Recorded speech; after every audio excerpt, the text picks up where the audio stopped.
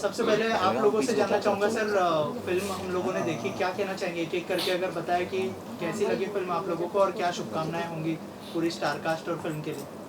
हमारी हार्दिक शुभकामनाएं पूरी फिल्म को है, सारे आर्टिस्टों को है, और उसमें राजेश जी को स्पेशल थैंक्स है जिन्होंने इतनी मेहनत से इतनी जल्दी तैयार कर दी।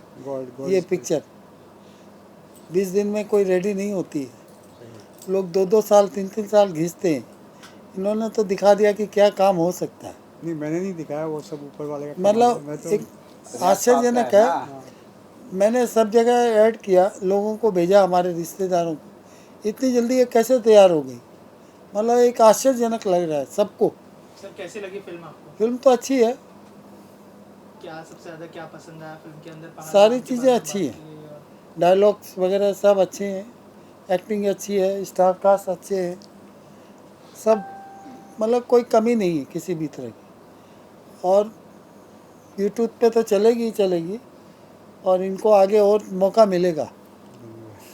Thank you. सर आपसे जानना चाहूँगा, जैसे सर ने कहा कि 20 दिन में बहुत कम फिल्में होती है जो रेडी होती है, और इतना बड़ा टॉपिक आपने उठाया, इतना अच्छा मैसेज दिया आपने। As a captain of the ship क्या क्या चैलेंजेस थे, और अगर फिल्म के बारे में चैलेंजेस क्या नहीं थे, मतलब क्या क्या तो अलग बात है, क्या नहीं थे, मतलब कदम कदम पे बोलते हैं ना, कदम कदम पे। लेकिन मैं सिर्फ एक बात बोलना चाहूँगा कि 31 दिसंबर 2024 को मैंने ये तय किया था, ये मेरा जो रिजर्वेशन होता है कि 2025 में मुझे अपनी फिल्म पर्दे पे देखनी है, बड़े पर्दे पे, ये मैंने तय कर लिया था।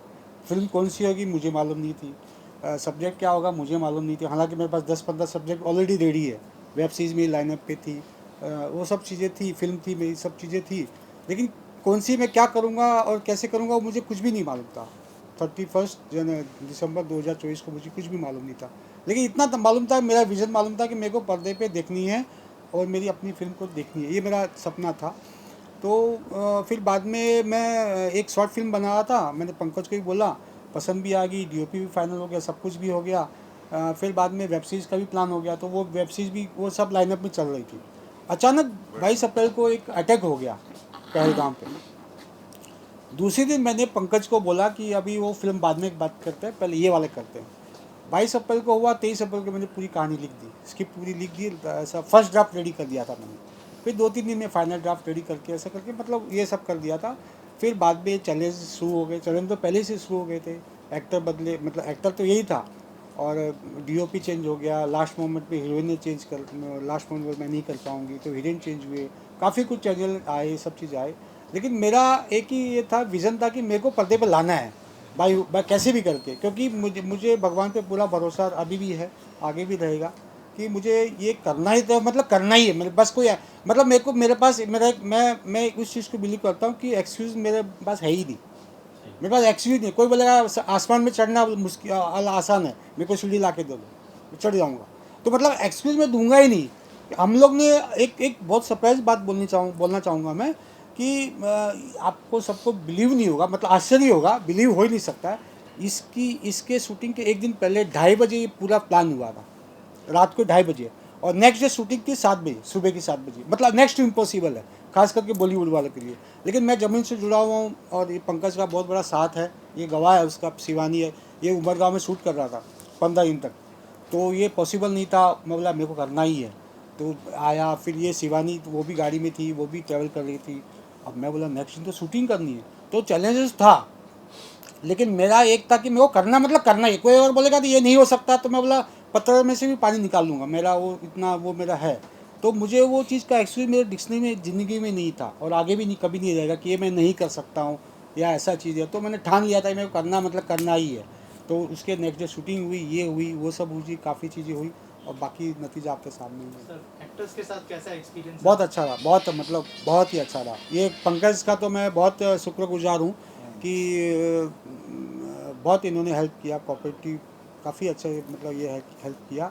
बाकी सब चीज़ें भी हुई, शिवानी ने भी मुझे ये सरप्राइज़ किया, सबसे ज़्यादा सरप्राइज़ किया मुझे दीपक जी ने, बहुत सरप्राइज़ किया, मतलब मेरी उम्मीद से ज़्यादा। तो और ये हुआ, फिर म्यूज़िक था, काफ़ी बैकग्राउंड म्यूज़िक, तो और चीज़ें हुई, तो फिर होता गया। तो मतलब मेरा ये मानना है कि मैं आपको वो कॉलोन के बारे में कुछ बताऊंगा कि एक चीज़ कुछ हुई थी, तो लोग भीड़ में भागते हैं कि अच्छा ये चल रहा है, अच्छा वो चल रहा है, अच्छा गाली गलौज चल रहा है, अच्छा सेक्स चल रहा है, वो चल रहा है, तो लोग भीड़ में भाग रहे हैं, तो ये चल रहा है। लेकिन मेरे को भीड़ का हिस्सा बनना ही नहीं है। मैं ज़िंदगी में मैंने ये ठाना हुआ है कि मेरे को भीड़ का हिस्सा बनना ही नहीं है। वो चल रहा है तो चलने दो, वो चलना है तो चलने दो, मुझे जो परोसना है, जो मुझे जो देना है मैं दूंगा। लोगों को क्या पसंद है, मेरे को जो चीज़ अच्छी लगेगी वो मैं वो दूंगा, लोग अपना पसंद करेंगे, वो अपनी उनकी चॉइस है। तो मैं भीड़ का हिस्सा नहीं बनना चाहता था, इसलिए मैंने वॉक कॉलोन, एकला चालो रे, टैगोर साहब का जो लाइन है ना कि अकेला चलो, फिर अकेला चलता गया और भीड़ आपके सामने दिख रही है। मतलब ये मेरा सौभाग्य है, मतलब मेरे दोस्त हैं, मित्र हैं, सब मेरे वो सब हैं। तो मैं ये नहीं सोचा था कि ये मेरे साथ होगा तो मैं करूँ, मतलब मेरे पास कंडीशन है ही नहीं। लोग होता है ना कि अगर वो मिलेगा तो मैं करूँगा, अगर वो फाइनेंस मिलेगा तो मैं करूँगा, अगर वो डेट देगा तो करूँगा। मेरे को वो सोच है ही नहीं मेरी, मेरे को सोचना ही नहीं है कि कोई मिलेगा तो ही मैं करूँगा, कोई नहीं भी मिलेगा तो मैं करूँगा, फिर क्या होगा वो भगवान जाने। तो ये मेरी सोच है, और बस भगवान का आशीर्वाद है। बड़े भाई साहब अशोक जी मुझे बहुत इंस्पायर करते हैं, तो जब भी, तो इनका इंस्पिरेशन आशीर्वाद है। धनराज सर का तो बहुत, मैं क्या बोलूँ, मेरे गुरु हैं। तो बस होता गया भगवान की दया से। Thank you sir. सर आप क्या कहना चाहेंगे इस फिल्म के बारे में, और क्या आपकी क्या रिव्यूज़ है सर फिल्म को लेकर? मेहनत करने वाले की कभी हार नहीं होती। हाँ, राजेश को मैं 15-20 साल से जानता साल से जानता हूँ। मेहनतू इंसान है और ठान लिया है तो ज़रूर सक्सेस जाएगा। God bless. थैंक यू, इन्होंने बड़ी बड़ी पिक्चरें दी। Thank you sir. Vimal ji कुछ? सर आप क्या कहना चाहेंगे इस फिल्म के बारे में? नहीं, सब्जेक्ट बहुत अच्छा है, मेहनत भी की है, और लेकिन मेरे पास जो थोड़ा सा इसमें और अगर इम्प्रूवमेंट होता तो इसमें बहुत अच्छा गेटअप आ सकता है। ज़रूर सर। बाकी सब्जेक्ट है, आर्टिस्ट ने सबने अच्छी मेहनत की है, उसमें दो राय नहीं है। और अभी लेटेस्ट आज के समय के हिसाब से सब्जेक्ट बेस्ट है, लेकिन ऐसा मेरा मानना है कि थोड़ा सा इम्प्रूवमेंट इसमें और हो तो इसका गेटअप बहुत ऊपर आ जाएगा। थैंक यू ताकि सर। सबको देश के मेरी प्रति शुभकामनाएं। बोल हाँ Shivani. Thank you sir. Shivani आगे आओ। उठ जाइए, हाँ। अभी एक्टर्स को बिठा अच्छा अच्छा। जी तैयारी तो बेसिकली हम लोग एक दूसरे सीरीज की कर रहे थे, उस पर स्क्रिप्ट भी बन चुकी थी, उस पर हम लोग काम कर रहे थे। अचानक ये जो हमला हुआ उसके बाद ही सर नेक्स्ट डे हमें फ़ोन करते हैं, तो हम तो इसको अभी ब्रेक करते हैं, एक दूसरा अभी जो माहौल चल रहा है, मुझे नींद नहीं आई, मैंने एक स्क्रिप्ट लिखी, इसको करना है। तो मुझे ऑनलाइन बताए तो मुझे लगा सर अच्छा ये तो काफ़ी अच्छा टॉपिक है। तो स्क्रिप्ट तैयार हुई, 3-4 ड्राफ्ट तैयार हुआ और हुआ कि प्लान चलो शूट करते हैं। तो मुझे भी बेसिकली ये चीज़ें बहुत अच्छी लगती है। अगर देश प्रेम वाला कुछ हो तो मेरा ये पहला रहता है कि नहीं मैं उसके लिए करूँगा, चाहे कुछ भी हो उसको करना है। तो जैसे सर ने सुना है कि ये स्क्रिप्ट हम लोग करेंगे तो बोला सर जी जान लगा देंगे, करिए आप, बिल्कुल आप कब बोलोगे जब बोलोगे हम करेंगे। तो मेरी एक शूट चल रही थी शिव शक्ति, उमरगांव में थे, डेट्स फाइनल हो गए, मुझे 4-5 दिन के लिए बुलाया गया था लेकिन वो 15 दिन चल गया। तो सर की तैयारी इधर ठीक थी, चलो अब शूट करना है, अब मैं वहाँ फंस चुका हूँ। तो मैंने सर को बोला कि सर देखिए मुझे भी लग रहा है कि मैं उसको करूं, लेकिन आपकी तैयारी पूरी हो चुकी है तो आप किसी दूसरे को भी रख के कर लीजिए। तो सर ने बोला नहीं तुम एडजस्ट करो, अब तुम्हारे साथ ही करना है। इन्होंने बोला चॉइस दिया था मुझे, दूसरे एक्टर को ले लो, मतलब नहीं लूँगा तो तेरे को लूँगा, नहीं तो दूसरे को नहीं लूँगा। तो डबिंग के लिए भी ऐसा ही हुआ था, डबिंग के शूट कर रहे थे यूपी में, बोले थे कि दूसरे को ले लो, मतलब नहीं भाई तेरा आवाज़ ही चाहिए मेरे को, दूसरे को तो मैं ले सकता हूँ लेकिन लेना नहीं है मुझे। तो इसी के साथ जिद भी होनी चाहिए कुछ तो, मतलब एक चीज़ के लिए, तो मैंने किया। तो सर ने बोला कि नहीं तुम्हारे साथ ही करना है। और अशोक जी बैठे। मैं बताऊं कि सर का जो ये सब्जेक्ट है ना, सर को मैं जानता हूं, सर की जो स्क्रिप्ट है, इनकी जो पकड़ है वो समझिए सस्पेंस में बहुत ज़्यादा है, बहुत ज़बरदस्त है। मैं आज तक जितनी भी स्टोरी मैं या फिल्में देखा हूँ, मुझे लगता है कि नहीं इनकी स्टोरी एकदम ज़बरदस्त रहता है, लेकिन लिख से हट के ये कर रहे हैं। इनका ये उतना मैटर सब्जेक्ट नहीं है, लेकिन राइटर है, राइटर के लिए तो सब चीज़ है। तो मेरे मन में ही था कि यार कैसे भी मैं वहाँ उमरगांव से छूटूँ और पट से आऊँ और इसको शूट करूँ। और एक लास्ट डेट था कि चलो कल, मुझे उमरगांव में बता गया कि कल हो सकता है शूट नहीं हो, 2 बजे पैकअप हो गया। तो मैं प्रोडक्शन वाले को बिना बताए वहाँ से मैं निकल गया। मैं सोचा कि अगर कल शूट रहेगा तो सुबह मुझे नाइट में 11 बजे बताएगा। तो मैं बोला सर को सर रेडी रखिए मैं आ रहा हूँ, और मेरे साथ ये भी वहीं पे शूट कर रहे थे, हीरोइन दूसरी थी इसमें। तो मैं बोला मैं सर आ रहा हूँ, 11 बजे एग्जैक्ट मैं बता दूंगा कल करना है। तो आ गया मैं यहाँ पे 6-7 बजे मुंबई पहुँच गया। सबको मैं लाइनअप, हीरोइन को भी लाइनअप कर लिया कि कल आप पॉसिबल हो ना शूट करेंगे, बोला हाँ करेंगे। 10 बजे मुझे आया कि हाँ कल हम लोग मेरा शूट उमरगांव में नहीं है, मैं यहाँ पहुँच चुका था। तो मैं बोला कि ठीक है सर कल हम लोग करेंगे। तो हीरोइन को एक दूसरा कॉल आ गया कि मेरा शूट आ गया, लंबा वाला है, तो कल मैं नहीं कर पाऊँगी। डीओपी साहब जो थे वो बोले कि पंकज परसों करें क्या, कल एक शूट है मेरा, बोलोगे तो फिर हम दूसरे दिन कर सकते हैं।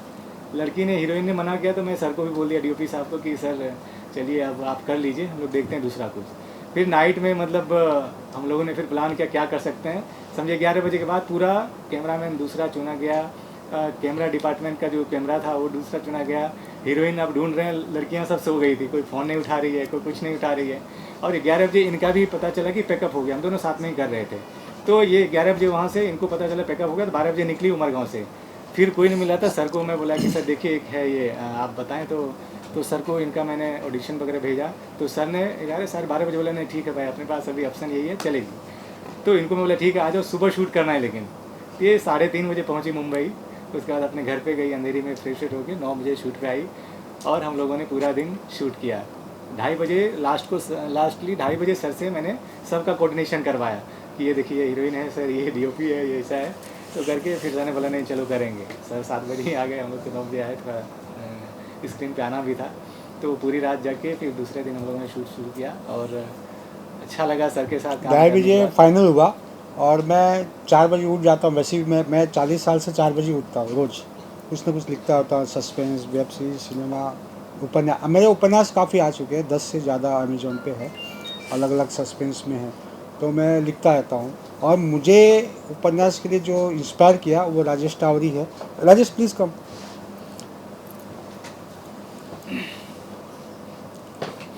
ये मेरा बचपन का, मैं आ जा बैठिए ना, बैठिए।